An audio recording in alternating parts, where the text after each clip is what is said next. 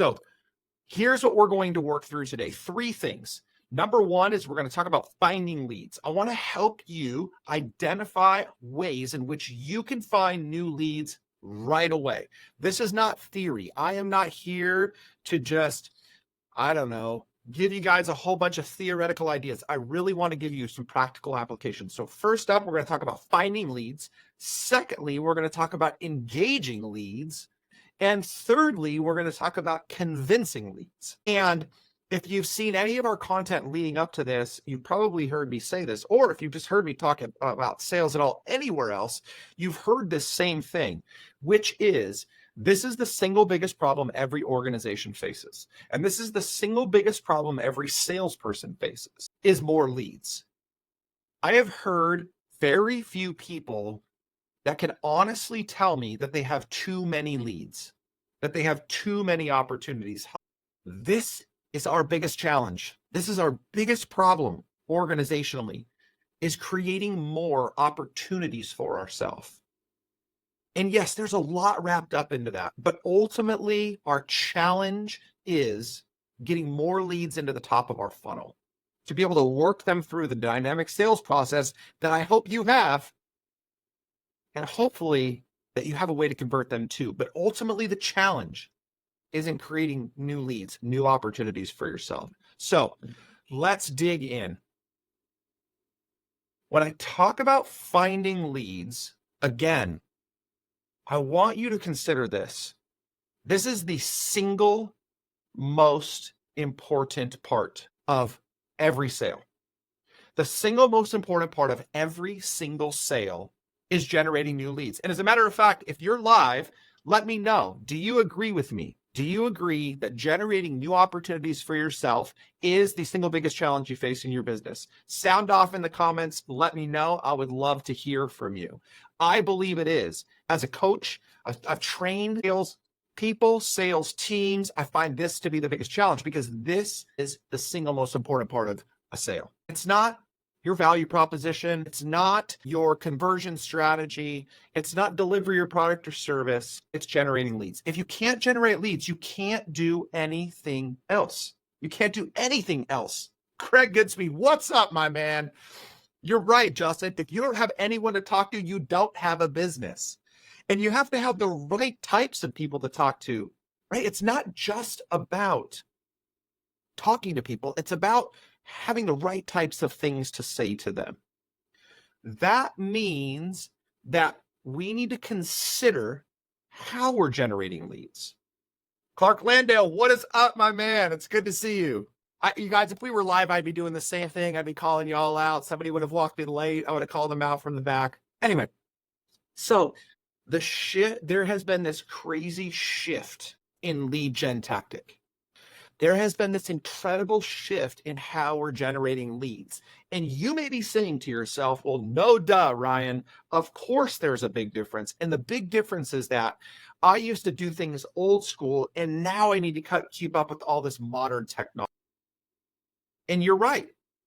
Technology has taken a huge, huge place in lead generation. Bringing it from Boston. I love that. Okay. In Boston, you still need to generate leads. I know you know that. But here's the problem, you guys. We have become far too dependent on technology to generate our leads for us. Let me say that again. You and I, me too, we have become far too dependent on technology to generate leads for us. And where we often see this, and I'm not saying any of these things in and of themselves is wrong because we need every single one of them, and I'm going to talk about them. But if you are simply posting content to social media and or sending out email blasts, you are doing yourself and your organization an incredible disservice.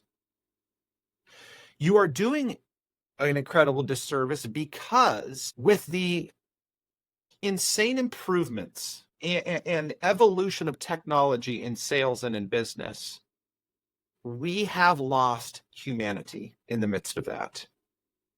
You know, I'm going to date myself for a second, but I started in sales let me get this right. 24-ish years ago. 24 years ago, I had my first professional sales job. Clark says AI will solve all of our problems. I'm actually going to talk about that in a few minutes, Clark, because I think AI has some incredible opportunities for us, but you're right. It doesn't solve our problems. Nothing solves the problem of our desire to connect human to human with other people. I mean, you think about it. You cannot be loved from a distance the way you can be loved in person. You can't have a friend from a distance like you can have a friend in person. I'm not saying you can't have a friend from a distance. I'm not saying you can't be loved from a distance. But we know that when we build the relationships that mean the most to us, in person is the way that we express that in the deepest sense, that we feel the most connected. Well, translate that into our business and into sales. We are trying to create a human to human emotional connection with people. Sales, buying decisions are emotional. And you and I both know this because how often do we try to convince a lead, a prospect, to buy from us, and we have an absolutely clear-cut, logical reason why they should. For all my friends in the employee benefit space that are on this, in this masterclass right now, you will get this when I say it. How many times have you presented significant cost savings to a prospect and that prospect still told you no? It's because logic is not the deciding factor, nor the determining factor in the mass majority of sales. Emotion is. We are emotional creatures. We are emotional beings. We have been created to express and feel emotion. So therefore, this evolution of technology and adaptation of technology into lead gen has removed our ability to be human. And if it hasn't removed it, it's at least made it a whole lot harder. So I guess that was backwards. So here's what I want to present to you as we work through the rest of this. I want you to think about how you can become more human in the midst of all of your lead outreach. How you can present yourself as more of a human being. And you may be saying to yourself, Ryan, but I am a human being. And it's like, I know you're not Pinocchio. You really are a little boy or a little girl. But it's far too easy for us to disconnect from the humanity of the interaction. And so we want to be really, really careful here. Great. All my slides are going to be backwards. I love when that happens. That's okay. So I want to talk to you then about how we can leverage some of these tools. And this is where it's going to get practical. How we can leverage some of these tools to become more effective in generating leads. Number one, you're going to hear a lot more from me about this, at least in 2024.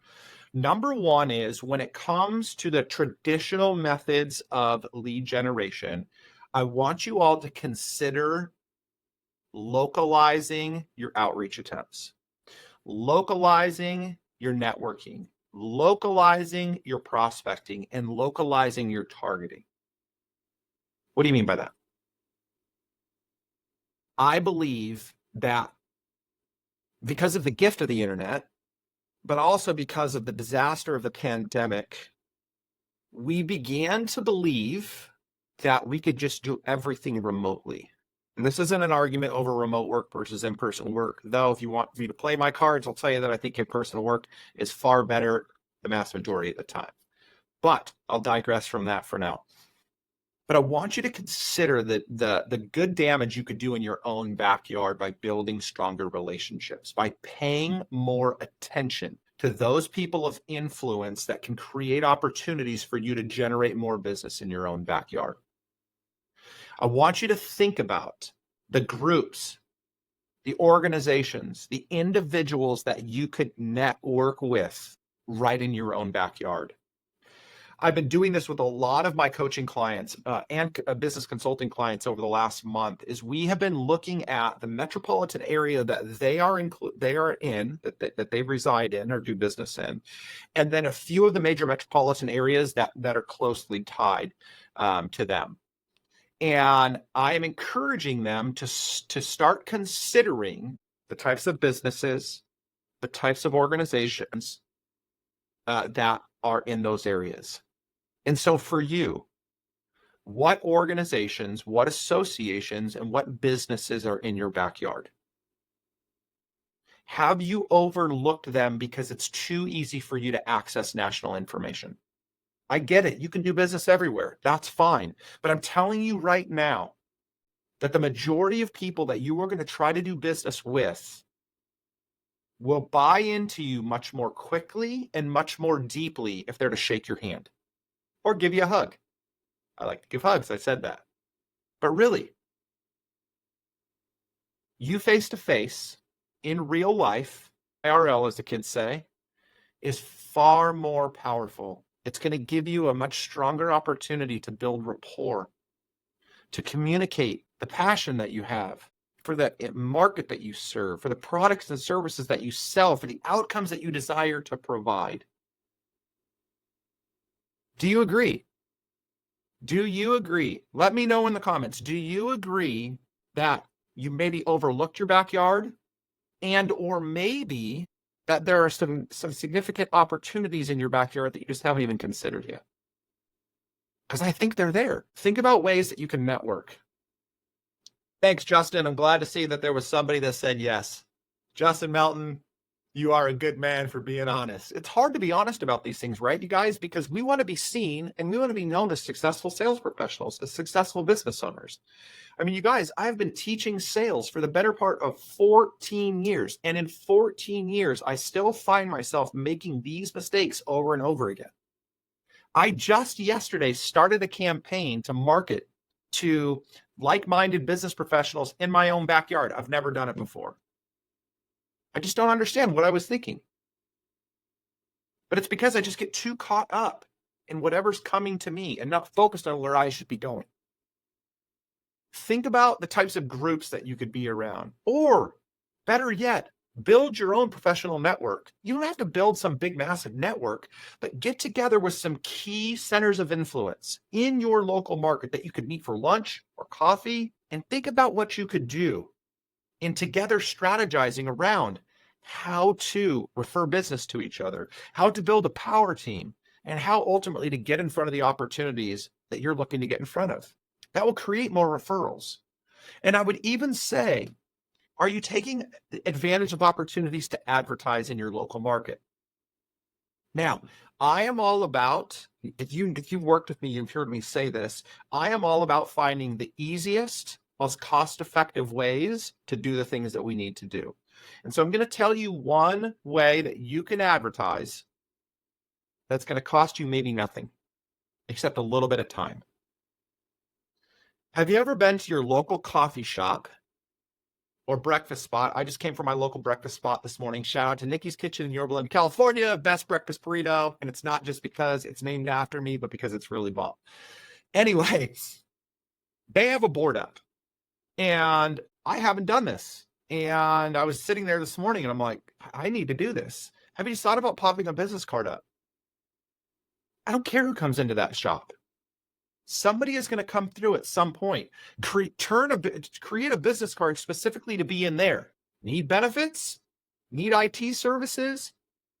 Need to transform your life? Hire a coach. Whatever. Pop up a little advertisement right there. You never know when somebody in your local community is going to come into that shop and see your information. Realtors do it and they get business. Bankers do it and they get business. Local fitness facilities do it and they get business. You should do it too. That's not below you. You never know when a C-level executive, an owner of a business, or somebody of high influence hops into that shop and happens to pass by and see your card or see your information. Take opportunities to advertise any way you can. I'm going to talk about this second one very quickly because it's over talked about. But I would say that if you are going to utilize modern tools, online software for research, social media, especially, particularly LinkedIn, which is where so many of my friends are marketing themselves nowadays, looking for leads, I would encourage you to consider this one change. And I'm going to talk about this more in engaging leads, but I'm going to preview it now. And I'm going to say this. You need to start making your social media marketing more about your audience your intended audience than you do about yourself. Let me say that again. You need to make your social media feed, your professional social media feeds, more about your ideal client than you do about yourself. I see far too many professionals are talking about all the ways their business is incredible and all the great things that they do and all the reasons why people should work with them. You need to talk more about the problems that your potential clients are facing. You need to educate them to death with all of the ways in which they can solve their problems. Give them all the DIY tips in the world.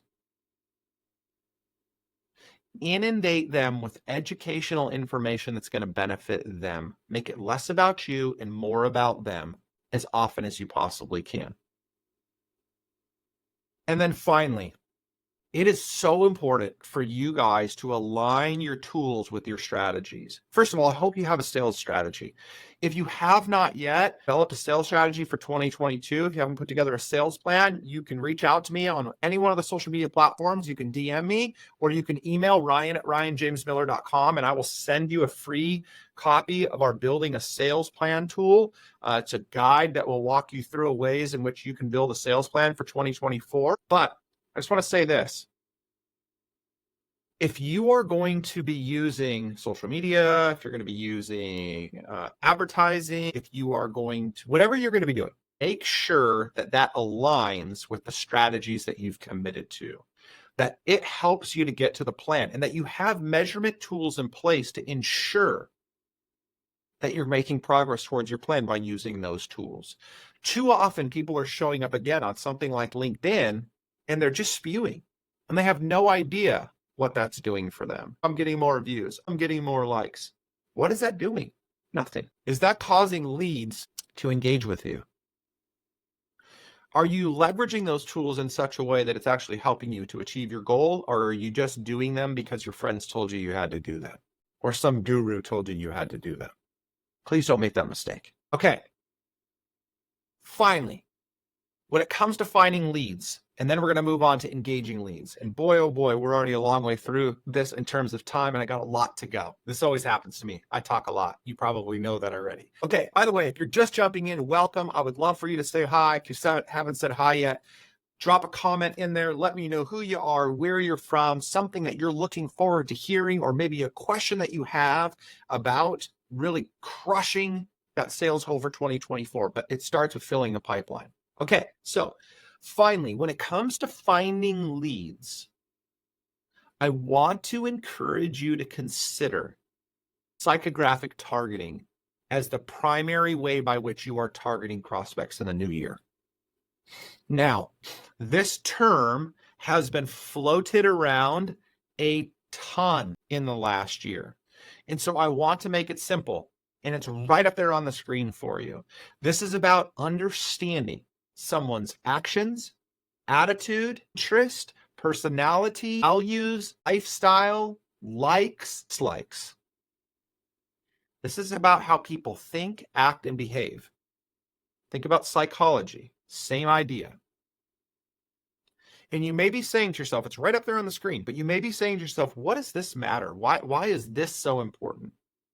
Because people do business with people that they like. People will more often than not do business with other like-minded individuals. Think about your favorite client. Think about your best clients. Those are people that you are most closely aligned to. Give me a big amen in the comments if you would love to do business with 100 of your favorite clients and nobody else. Wouldn't that be amazing if you could just always only do business with your favorite clients? You see, we think our best clients are the ones that generate the most revenue, but our best clients are the ones that we're most aligned to. They're the ones that value us the most. They're the ones that engage with us the most. They're the ones that listen to our strategy the most. So when you consider who to prospect to, consider their psychographics. Here they come. Amen, amen, amen, and a heck yeah from Melissa. I love it. I wish I'd have heard you say that out loud, Melissa. But really, we should be targeting individuals who are like us, This isn't about inclusion. This is about alignment. You know, in a day and age, and I'm going to ruffle some feathers here, when diversity, equity, and inclusion is all the rage. And so therefore we fear talking about isolation or narrowing identification of individuals that we want to do business with. I'm going to encourage you to just block out all that DEI stuff. That has nothing to do with this. This has to do with the people that you are going to get along with the best, that are going to value you the most, that you are going to serve the very best, and ultimately that you are going to align with in this goal to produce incredible outcomes for the clients you serve. The better you do in serving your clients, the more money you're going to make. And so why wouldn't you want to find the people that were most closely aligned to you? And so here's a couple of tips. So one of the ways in which you can do this, so there's going to be two tips. One of the ways that you can do this is you can target the individual, right? You can look to social media typically to find individuals that share in similar likes as you. Maybe they like certain groups, they follow certain influencers. You can see that type of stuff on social media normally. So maybe that's it. Maybe you see some of the stuff they share, some of the content that they post, and that aligns with your values. Other times you can't find that as easily. And so what you may need to do is you may need to look to organizations that demonstrate those similar values under the assumption that the leadership of the organization, the decision makers that you're going to want to work with, share in those values as well. They may not be identical, but they will likely share in those values as well. And so consider psychographics when it comes to finding leads. Target people that are like you. And again, this means that your messaging, because you want them to find you too, your messaging needs to convey your values, your beliefs, your interests. You know, it's super funny to me, ironic really. You know, we have long been under this assumption that religion, I just combine the words, religion and politics are off limits. And I understand why people say that. Those are very, very volatile topics. And yet, I think that's something that we need to do more of. We don't need to talk about all the ways other religions are wrong. We don't need to talk about all the ways that the other political ideologies are wrong. We can just talk about the things that we believe in. We can share the things that we value. What's wrong with that? If you're going to offend somebody by communicating what's most important to you, that's not a good client for you. They may be a great person, but if they are offended because of what you believe, I don't think you should be doing business with them. Like, if you're here, you probably have followed me on social media for some period of time, and you know that I don't keep my mouth shut about my faith. My faith in Jesus is the most important thing to me in my life. I wouldn't be here in front of you guys had I not come to faith in 2006. But I hope what you've seen from me, whether you followed me for 3 months, 3 years, whatever, is that I always try to communicate my faith with as much grace, with as much consideration, and with as much love as I possibly can. And I believe I've done that very, very well. And in doing so, I have offended a lot of people. I have lost tens of thousands of dollars, and that is not an exaggeration, maybe hundreds of thousands of dollars of opportunities at this point. I've been overlooked for awards. I've been overlooked for speaking opportunities, all because I publicly share my faith. I don't impose that on anybody else, but that's important to me. And so while it hurts, it stings to lose out on opportunities and lose out on money and lose out on recognition. I'm okay with that because it can't change me.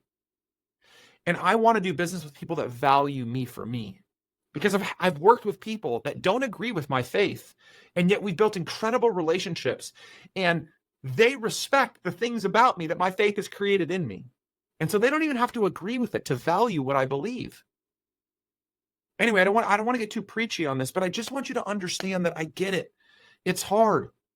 If you put up your Biden sticker or your Trump sticker, It's going to tick some people off. But if that's what's important to you, so be it. And let the right people come to you and you go to them. You're going to be in a much better world if you're not having to tiptoe around your clients for fear that they may find you out for what you think or believe. As long as you don't think or believe jerky stuff. And that's for another conversation. That's why I believe psychographics are so important. Yes, there's some fears. Yes, there's some challenges, but in the long run, it is worth it. It's going to make you far more money. Okay, engaging leads. So I talked about opportunities to find leads, and I really do hope, you guys, I hope you're finding practical tips. I'm not just trying to share story, idea, theory. I'm really trying to give you some practical ideas that will help you to fill the top of your funnel, because that's what's going to make you more money in 2024. Okay. Engaging leads. So this is about the initial engagement. This is about the first impression and setting the right tone.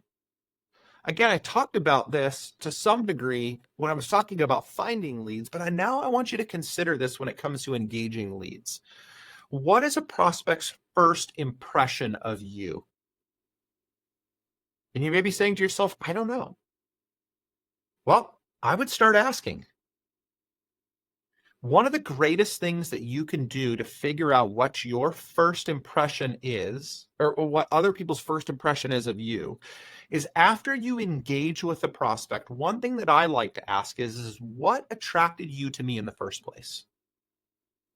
What drew you in to want to take this meeting? What was it about me that led you to believe I could help you, that I was worth listening to, that I was worth giving time to? Learn. And if you like what you hear, do it more. And if you don't like what you hear, change it up. The first impression is so incredibly important. It's also so incredibly important to set the right tone early on. So I'm going to give you a tip for an opening line of your script. And so be ready, because I'm going to rattle this off kind of quickly. One of the mistakes, and I'm going to get to the script in a second. One of the mistakes I hear salespeople make when they reach out for the first time is they will communicate with desperation, or they will communicate apologetically as if you're wasting the prospect's time or you're interrupting them. That does not set the right tone. If you deeply believe that you have an opportunity to make their world a better place, you should be confident in that. You don't have to excuse yourself for that. There's no apology necessary. You're not bothering them. You're giving them an opportunity to positively change their world. The problem is you may not believe that. And you need to do some soul searching to determine whether or not what you sell is even worth selling. Okay, so when we get over that, here is something that I love to coach and teach salespeople on as an opening line for when they call somebody and get somebody on the phone for the first time. Now, typically the goal of an initial outreach is to schedule an appointment, right? So I'm calling to try and get some time on your calendar to talk at more depth about what it is I want to talk to you about. So here we go. Again, I say some different variations to this, but here is what I love to say. Something to the effect of this. So I'm just going to use Justin as an example because his name's popped up on my screen here. Justin, I want to tell you how incredible X, Y, and Z are that I provide to you. Or Justin, I want to take the opportunity to tell you about all the incredible ways I can change your business for the rest of your life. But I believe that before I do that, I need to earn your trust. And in order to be trusted by you, I need to be liked by you. And so if you wouldn't mind, I would love for an opportunity to share a little bit about me and to hear a little bit about you to determine whether or not we're aligned and it would make sense for us to move forward. And there's different variations that you can use there, but the whole goal is to communicate to them that if we don't have a foundation of being known, liked, and even trusted to some degree, anything we say after this is gonzos. And you've run into this before, because how often have you communicated to somebody, I can change your world, I can save you money, I can help you do X, Y, or Z. And they basically tell you in so many words, you know what, that's too good to be true. I don't want to deal with this. And you may get hung up on anyway, but I feel like it goes a lot farther for you to put a stop to the doubt about what it is you're about to say and communicate your real intention, which is I want to build a foundation of trust. And then I want to tell you all of the ways in which I can help you. And I want to hear all of the ways in which you think I can help you. I believe that that is a far better way to initially reach out. And as a matter of fact, some of you have seen our 21-day prospect pursuit. If you haven't seen that, again, Ryan at ryanjamesmiller.com or DM, I'll send that thing over to you. 7 touches, 21 days. And one of the things we try and tee up at the beginning of that prospect pursuit when we build customized versions of it for our clients is to incorporate that type of language into that first outreach when it's by phone, sometimes even by email. So make a first impression, set the right tone. If you're desperate, if you're apologetic, if you're rushed, you are setting the wrong tone. You are sending the wrong message. Secondarily to this, if you're going to engage leads, do your freaking research. Do your research. The internet has every single thing you need to know. Heck, you can find out what their favorite restaurant is if you try hard enough. Do your research. Be personal. I see my buddy Joel Baker, Pa Baker. Joel, I almost killed your last name. I did kill your last name for a second. I see my buddy Joel here on the phone or on this call. Joel is a good buddy of mine. His organization provides incredible IT service and support to businesses of all sizes across the country. I cannot recommend him enough. By the way, I didn't even mean to do this, but if you need or have any questions about IT services and support, managed IT services, reach out to Joel. You should find him on LinkedIn. He's probably popped up his name in the comments at least once by now. But if I was trying to prospect Joel, I would send Joel a box of cigars because I know Joel loves cigars. Right? It's like I could find that information if I dug deep enough, maybe. Joel's social media is pretty locked down, but I think I could probably find it if I tried hard enough. There are things that I can find out about each one of you that would help me to be a little bit more personal when I'm trying to connect with them. But we have to be a little bit more personal. We can't just be the random lady or guy reaching out to trying to get time on their calendar. I mean, how many of us are solicited every single day and every message sounds the same? You know how many times I'm pitched to 10x my business or to get 50 to 70 new leads in my inbox every day?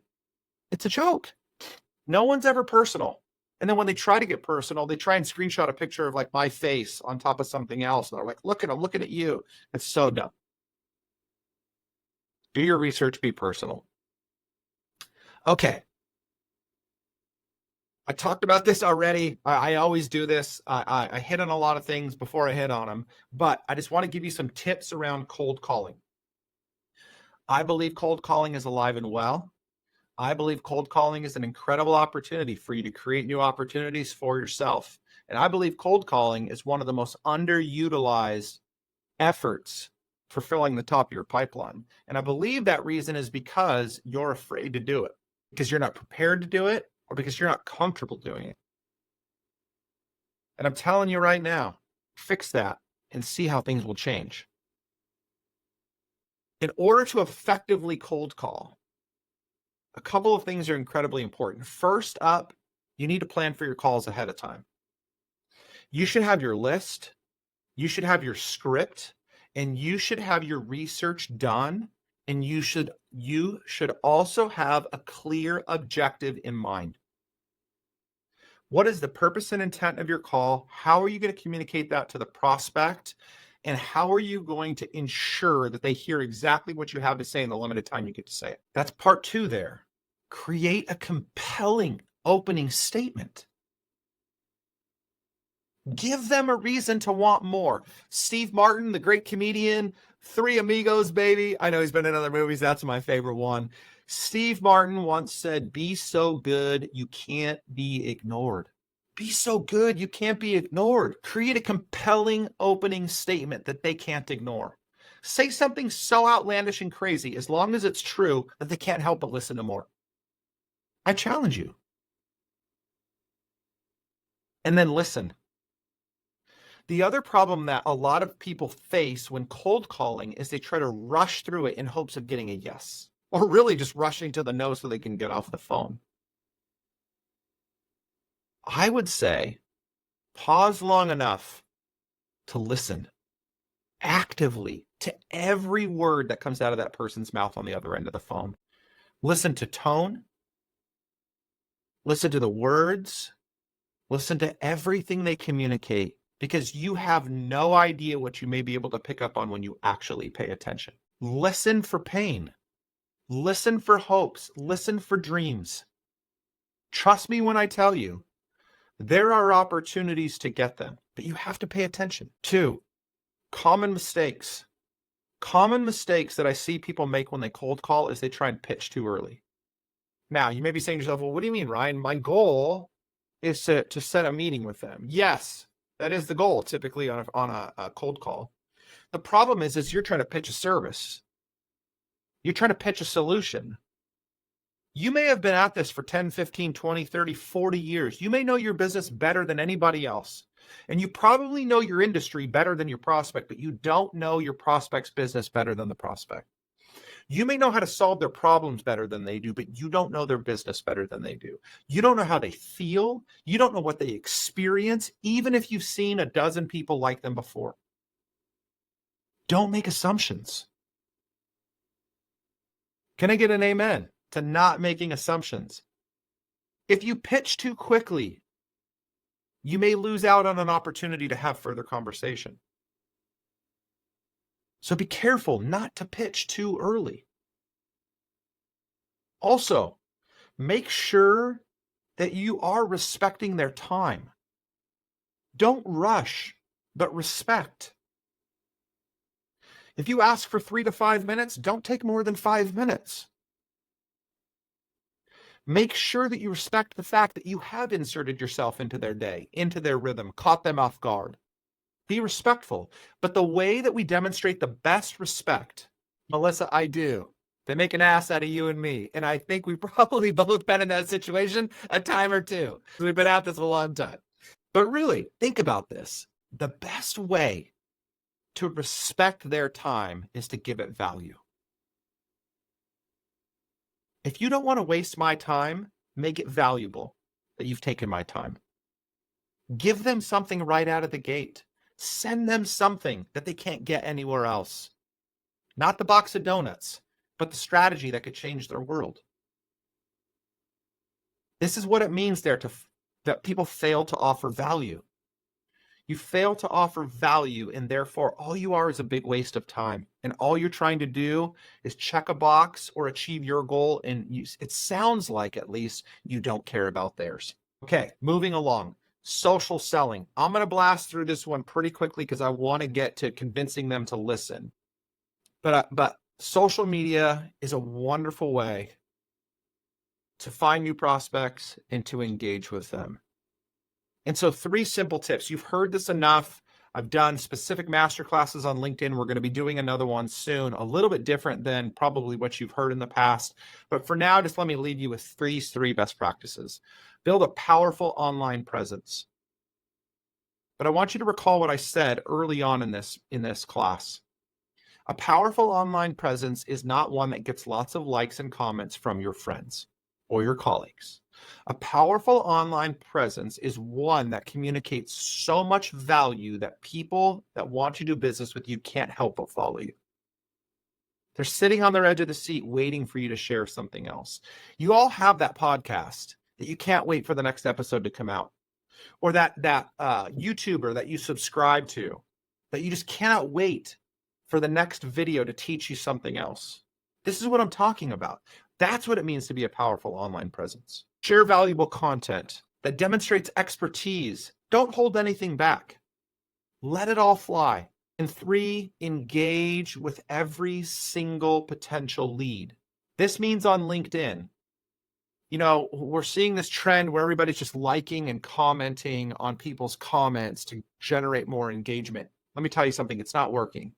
That doesn't help you with more engagement. But what does is commenting meaningfully or DMing them after they comment. Or when you see people look at your profile, if you have a LinkedIn premium version, you should be DMing them once they look at your profile to build a further relationship with them. Make sure that you are making meaningful conversation after they've engaged with you, if they've engaged with you. All right, convincing leads. This is the final way we're going to land this plane. We've got about 8 minutes. I don't think I'm going to do it in 8 minutes, so you may have to be over a little bit, or you're going to miss it. And sorry that sometimes this happens. But this is the art of persuasion. And here are some simple principles to consider, and then I'm going to talk about putting these to work here in just a minute. But here are 5 common ways that you can persuade leads to engage with you. Number 1 is reciprocity. Give. You've heard me probably talk about this before. The book, The Go-Giver by Bob Berg. Bob was on my podcast 3 years ago now, I think. Wonderful individual. Bob wrote a great book, The Go-Giver, and he talks about reciprocity in just the most incredible of ways. 2, by being committed and consistent. You can persuade people. You can convince people to engage with you by being consistent and being committed to your process. Most of you dodge in and dodge out of your sales efforts. You got a list of 1,000 leads. You kind of randomly send a piece out to each one of them. You get back to them 3 months later. You try again. That doesn't work. Be committed. Be consistent. Eventually, people will break. They will give in. 3, social proof. This isn't just social media, but have you ever felt the FOMO of somebody else sharing a raging testimonial for a local business in your area, maybe a restaurant or maybe a vacation they went on, and you're like, I got to do that too. I got to go where they went. I got to eat what they ate. Right? You feel that. The same thing applies to your business. The more that you can project the success that you have created for other clients like them, the more of an opportunity that you create to suck them in to wanting to engage with you too. They feel FOMO. They want those results. They want to feel that way. They want to win that way. This isn't bragging. This is just proving to the world what you're capable of. 4, demonstrate authority. You should be an authoritative communicator in your industry. You should know what to say, how to say it, and you should say it often. Speak with authority, not dictatorship, but as though you know what you're talking about. Hopefully you know what you're talking about. Communicate in that way. The more authoritative somebody communicates, when done with grace, empathy, consideration, people tend to follow. They get sucked in. They feel persuaded to want to engage. And finally, as my favorite, or one of my favorite characters, Dalton from Roadhouse says, if you watch the movie, you know the reference. He says, be nice. Just be nice. Some of you sound like a jerk. Maybe you're bashing, again, for my friends in benefits in the insurance business, you're bashing on the system so much that to many people from the outside, you are not a nice person. You are not somebody that I would want to talk to. I mean, you're so negative. You need to get people to like you. Be nice. Of course, if you see something bad, call it out. But just be careful, because people from a distance are looking at you, thinking to themselves, I don't know if I want to spend time with that person. That just doesn't feel good to me. Put these principles to work by practicing these 5 things on a daily basis in front of the people that you want to do business with. And you may be saying to yourself, Ryan, I do this. And then I'm going to challenge you 1%. Do it 1% better. Commit to each one of those 1% more every single day. In order to convince leads, we need to effectively communicate. Do you know what your value proposition is as an organization? I was coaching a client yesterday. He is the VP of sales for a pretty well-established organization. And they've got these 4 pillars, and they're fantastic. They are pillars that they live by and believe by as an organization. But all of their marketing material communicates why those things are amazing for them. And I said, those things are incredible value propositions if you were to turn the message and communicate and convey its value to the person you're trying to reach, right? Every one of our prospects, I heard this in a Zig Ziglar training 2 decades ago. Every one of our prospects walks around with a big sign on their head that says, what's in it for me? What's in it for me? Well, your value proposition, the unique value that you bring to the market that's better than anybody else, should convey the value that it brings to the individual you're trying to convey it to, not to make yourself look good. Too much of our marketing messages is, oh, look at me. Look at how great I am. Look at all the amazing work I do. Tell me how that benefits the client. Tell me how your incredible service team benefits the client. That's the value proposition I want to hear. Be clear and persuasive in your communication. If you don't believe in what you're saying, quit saying it. Believe it in your heart. Preach it to the world. But if you don't believe it, quit saying it.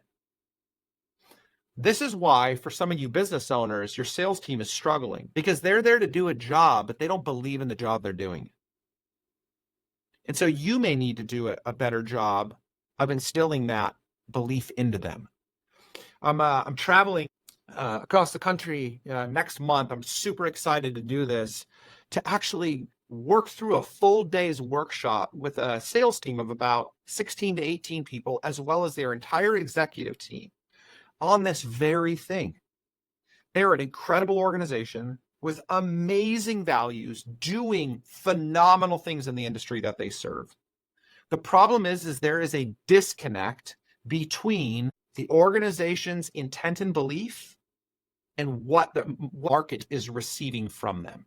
They're doing great work, but the message that they're getting in the marketplace does not convey that passion and those values, and they're missing out on a significant opportunity. And so we're going to workshop with the entire team for a whole day around how to become more persuasive and more clear in communicating what we believe to be true.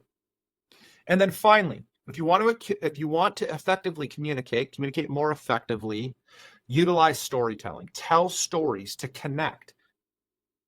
You can tell stories about yourself and your own experiences. You can tell stories about other clients that have walked this journey. It's incredibly helpful for you to do this. Craig, I would love to get back to Dallas. I'm hoping to do so early next year. And if so, I'm going to look you up, man. We have to more effectively communicate. We have to more passionately communicate what it is we're trying to do and why we want to do it. That's how we convince leads. And finally, to convince leads, we need to build more trust and rapport. Look, it is incredibly important that we build trust for long-term relationships. And you may be saying to yourself, well, Ryan, I do have a lot of trust built with my clients because I've been working with them a long time. Are you putting that same level of effort into your leads? Are you willing to build trust and rapport with a lead for the next 2 years in hopes that when the opportunity arises 2 years from now, they trust you enough to give you a shot? You see, most of us want it now. We're under a deadline. We have a goal to achieve. We need to hurry up and sell. But if we're playing the wise long game in business, we should be looking out years. If your pipeline is lean, that's because 2 years ago you weren't working hard enough. If you don't want to make the same mistake 2 years from now, you have to build in trust now. You have to build rapport now. Become somebody that they would choose to do business with when given the opportunity to make a change with who they do business with. And some simple ways that we can do that. Be more empathetic to the situations that your clients are in and communicate that. Listen more intently to the root cause of their problem. You know, nobody in business ultimately has a problem with paying too much money for a product or service. Because if they had 10 times the revenue, they wouldn't care about spending that money. If their profits weren't so lean, they wouldn't care about spending that money. If they didn't have if they had an excess of assets or resources to invest in other areas of the business, they wouldn't care about spending that money. You see, but because they aren't generating enough revenue, or because they can't invest into those other areas of the business that they want to or need to, all of a sudden they have a cost problem. But you need to listen to what they're truly trying to solve, what they're truly after accomplishing. And it may have nothing to do with your product or service at all, but your product or service may be the means to the end that they need. But you just hear that they have a cost problem and you just pounce on it. You got to do better than that. And finally, balance professionalism with humanity. Be professional, show up, do well, present yourself well, but be a human being. Care. Feel sad. Be angry about a bad situation. Demonstrate passion. Love people. This is what we're called to do in the world. Why aren't we doing it more in business? The better we show up as a human being, the greater the likelihood of us filling the top of that pipeline. So as we land, I've mentioned a couple of resources here, and I just want you guys to know this is not an exaggeration at all. There are 10 resources that are listed on the screen. If you want to take a quick screenshot of that, you can. We've shared them before on social media. We will do it again. All 10 of those and the 11th to come, which is being built on the back end of this masterclass, all of these are available to you at no cost. I'm not going to send them all to you, and here's why. Because they just become a stack of papers or a bunch of files that you put away. But if you want one or more of these resources, reach out to me and let me know. And I'd be happy to share them with you. But I'm going to follow up with you to ask you whether or not you've implemented it. Because if you're going to ask for more, I want to know that you did something with the first one that I sent you. Or I want to hear from you that it really sucked. If you are interested in making 2024 a career year, and this is specifically for my friends in the employee benefits community, which there's a lot of you that are here in that space, I want to encourage you to consider joining our coaching community for 2024. You can you can scan the QR code there. You can go to ryanjamesmiller.com/connect and click on the benefits link that pops up there. You guys, I cannot tell you how passionate I am about solving these problems that you have. Filling your pipeline, converting deals, generating more revenue for your agency and for yourself. I want this so badly. And I'm telling you right now, I am 100% confident that I can make your world better than it is right now. 100% confident. I don't care where you're at. I am confident because I have done the work, because we have built the tools, we have built the systems, we have built the processes, and we have created the community that is doing this together. But this is going to require you to take a leap of faith if you're on the fence.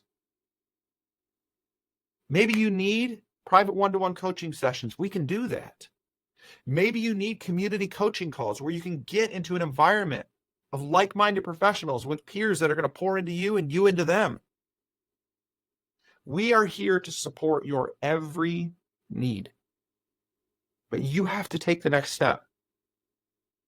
I believe that even through a masterclass like this, I have demonstrated to you that there is value to be had, and there is far more available.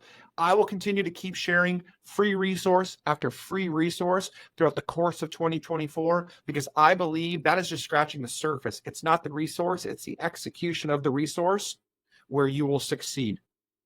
And so I would encourage you, if you are in the employee benefit space, healthcare, health insurance, scan that QR code.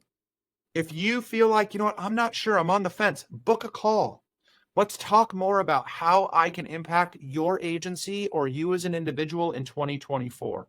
You can ask, you can go onto my LinkedIn profile and you can look at every single recommendation that's there from your peers. You can ask anybody in the industry that I've done 1 hour, 1 week, or 3 years of work with, and they will all tell you the same thing. I've helped to transform their business and their life, and I can do the same thing for you, but you've got to give me that shot.